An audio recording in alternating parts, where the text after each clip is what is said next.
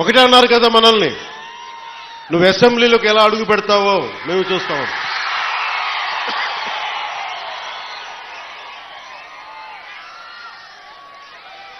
నువ్వు అసెంబ్లీలోకి ఎలా అడుగు పెడతావు, నువ్వు అసెంబ్లీ గేటును కూడా తాకలేవన్నారు. నేను ఎంత సీరియస్గా తీసుకున్నా నాకు తెలియదు, నేను విన్నా వదిలేశాను. కానీ మీరు ఇచ్చిన విజయం పిఠాపురంలో మీరు చాలా సీరియస్గా తీసుకున్నారు. మా వర్మ గారు చెప్పారు, గేటు నెట్టుకొని రావడం కాదు, బద్దలు కొట్టుకొని వస్తాడు పవన్ కళ్యాణ్. మా వర్మ గారు చెప్పిన ఆ వ్యాఖ్యలే, ఆ ప్రొఫెసీయే నిజమైంది ఈ రోజున. మరి నాకు ఇంత ఘన విజయం ఇచ్చిన మీకు నేను ఎంత రుణగ్రస్తుణ్ణి. కన్నీరు తొడవలేని అధికారం ఎందుకు, నేను ఎప్పుడు చెప్తా ఉంటా. నేను మీకు కష్టమైన క్లిష్టమైన పంచాయతీరాజ్ శాఖనే తీసుకున్నాను. చాలా మంది అడిగారు హోంశాఖ తీసుకోండి, లేదంటే ఫైనాన్స్ తీసుకోండి, లేదంటే రెవెన్యూ, ఇట్లాంటివన్నీ మాట్లాడుతున్నా. నాకేమొద్దు. ఈ రోడ్డు గ్రామ స్వరాజ్యం కోసం బాపూజీ కలలు కన్నారు.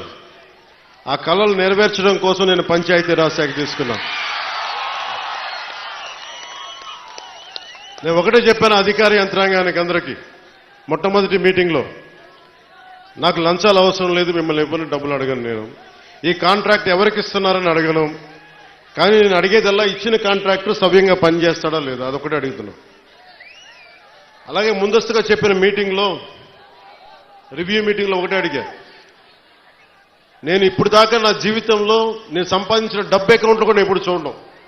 ఖర్చు అయితే ఖర్చు అయింది, ట్యాక్స్ వచ్చే డబ్బులు వచ్చినాయి, ట్యాక్స్ కట్టే ఇంతే పెట్టుకున్నా.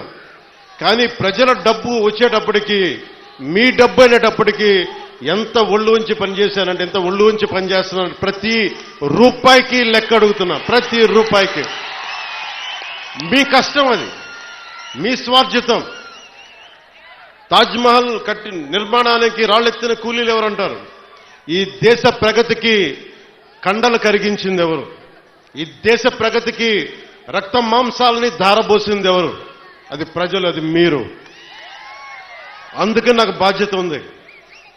నేను మీకు ఈ రోజు నేను చెప్తా ఉన్నాను, ఆ రోజున ప్రమాణ స్వీకారం చేశాను. మొన్న మన కార్యకర్తల సమావేశంలో ప్రమాణ స్వీకారం చేశాను. ఎమ్మెల్యేగా నేను ఈరోజు మళ్ళీ మీ ముందు ప్రమాణ స్వీకారం చేస్తున్నాను.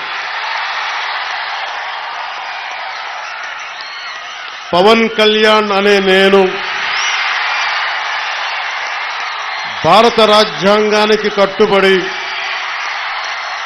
నన్ను అఖండ మెజారిటీతోటి గెలిపించిన నా పిఠాపురం పుర ప్రముఖులకు, పెద్దలకు, ప్రజలకు, యువకులకు, ఆడపడుచులకు, తల్లులకు, యువతులకు, ప్రతి ఒక్కరికి, అన్ని వర్గాల వారికి, ఎస్సీ, ఎస్టీ, బీసీ, ఓసీ, అన్ని మతాలు, ఇస్లాం, క్రిస్టియానిటీ, అన్ని కులస్తులందరికీ నేను హామీ ఇస్తున్నాను.